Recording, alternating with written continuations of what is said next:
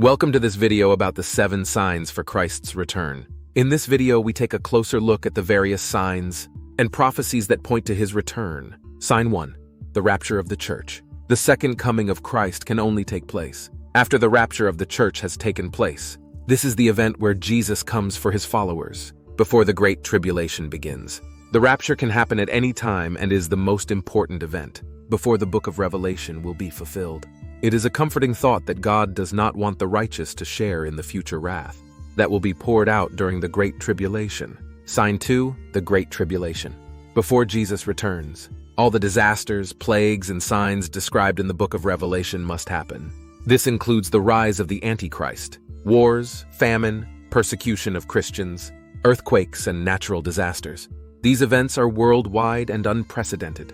After all these horrors, the second coming of Jesus will take place. Revelation 19 verse 19 says, "And I saw the beast and the kings of the earth with their armies gathered, to make war against him who was sitting on the horse and against his army." Before the second coming of Jesus takes place, the Antichrist and the kings on earth have deceived the world. It is even so bad that armies are being gathered to go to war against Jesus and the people of Israel. They think they can take on the people of God. But Jesus protects his people. Sign 3. Countdown moments. Although no one knows when the rapture of the church will take place, the second coming of Jesus can be predicted. Today this is not yet possible, because the rapture has not yet occurred, and the Antichrist has not yet risen in power. But when these events have taken place, you can calculate the day of the second coming.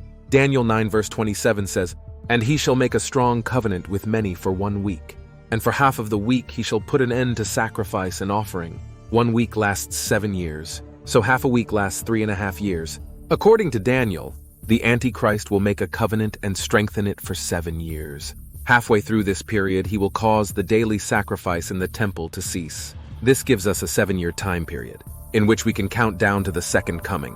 Another text, namely Daniel 12 verse 11, speaks of 1290 and 1335 days, which also indicates a period of about 3.5 years.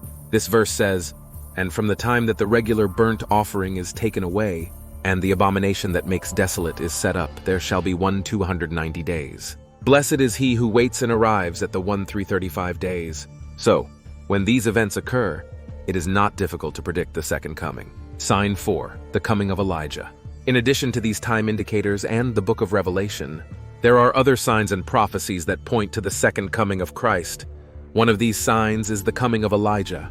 Before Jesus returns, he sends the prophet Elijah. While no specific details are given as to how Elijah will appear, we know he will play an important role leading up to the second coming. Just as John the Baptist prepared the way for Jesus' first coming on earth, Elijah will come for Christ's second coming. Malachi 4 verse 5 says, "Behold, I will send you Elijah the prophet before the great and awesome day of the Lord comes." Sign 5. The Antichrist. Another sign is the rise of the man of lawlessness, also known as the Antichrist. According to 2 Thessalonians 2 verse 3, he will exalt himself above God and sit in the temple. This will be a clear sign that the second coming is approaching. This verse says, "Let no one deceive you in any way, for that day will not come, unless the rebellion comes first, and the man of lawlessness is revealed, the son of destruction, who opposes and exalts himself against every so-called God or object of worship, so that he takes his seat in the temple of God, proclaiming himself to be God." The Antichrist cannot be a hidden power that resides in the background of the world stage. He is visible, and he wants to be adored by everyone.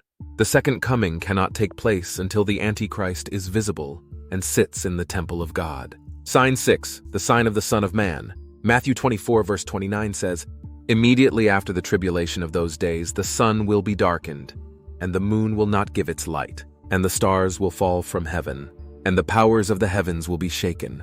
Then will appear in heaven the sign of the Son of Man, and then all the tribes of the earth will mourn, and they will see the Son of Man coming on the clouds of heaven with power and great glory." These verses talk about the sun going dark, the moon no longer giving light, and the stars falling from the sky. Then the sign of Jesus appears. It is unknown what exactly this sign will be, but immediately after this sign, Jesus himself will appear. Sign 7. The temple in Jerusalem. Another important event for the second coming is the building of the temple in Jerusalem. This temple has not yet been built, but according to Revelation, there will be a temple in the future, where the Antichrist will establish his authority. Before Jesus returns, the temple will be trampled by pagans for 42 months. After this period, Jesus will return to conquer the Antichrist. Revelation 11 verse 1 says, "Then I was given a measuring rod like a staff, and I was told, 'Rise and measure the temple of God and the altar, and those who worship there. But do not measure the court outside the temple. Leave that out, for it is given over to the nations, and they will trample the holy city for 42 months. Before the second coming of Jesus can take place, there must be a temple in Jerusalem. Thanks for watching this video. We hope that you now have a better understanding of the various signs and prophecies that point to the second coming of Christ. The rapture of the church can happen at any time, but the second coming cannot happen today?